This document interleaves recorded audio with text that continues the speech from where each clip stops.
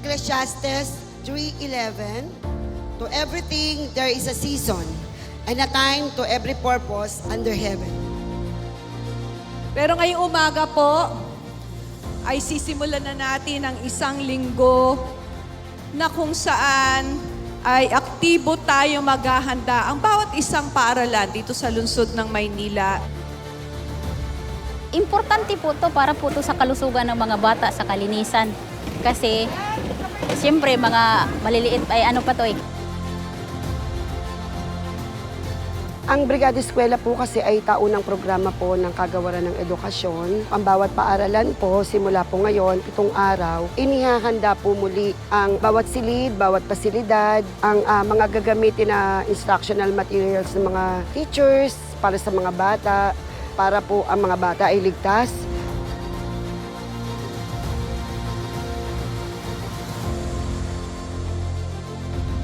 Dapat ho kasi sana nating laging isaisip na ang mga paaralan natin ang nagsisilbing pangalawang tahanan ng bawat isang batang Manilenyo.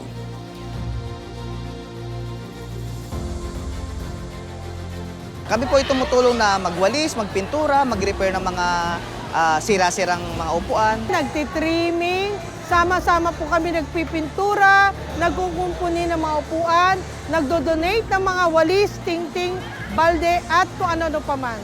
Ang office po ng ating City Mayor ay nagbibigay sa amin ng libreng bag, uniform at mga libro sa mga bata. Meron na pong advance na pinamigay na gamit ng mga bata. At yun po ang ipamimigay po natin ngayon sa pagpasok.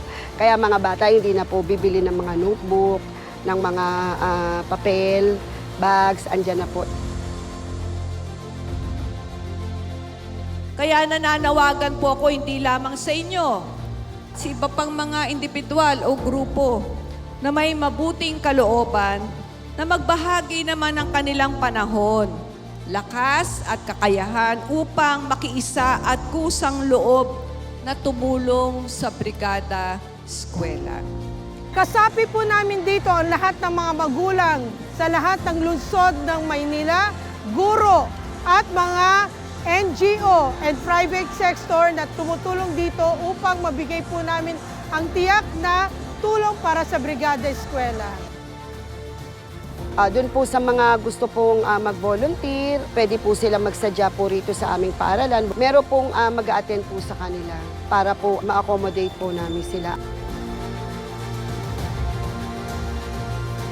Nais ko pong pasalamatan ang ating mahal na Mayor Hani Lacuna, Vice Mayor Yul Serbo at ang aking Congressman Erwin Cheng. Malaking tulong ang ginagawa ng ating Mayora Hani Lacuna sa pagtulong sa lahat ng paaralan sa lungsod ng Maynila.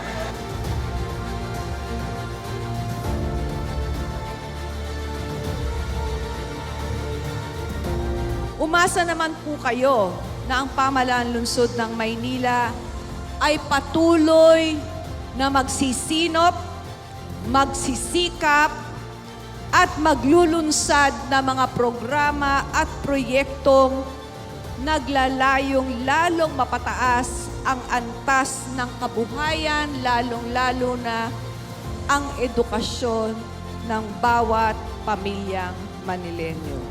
Maraming salamat. Magandang umaga po sa inyong lahat.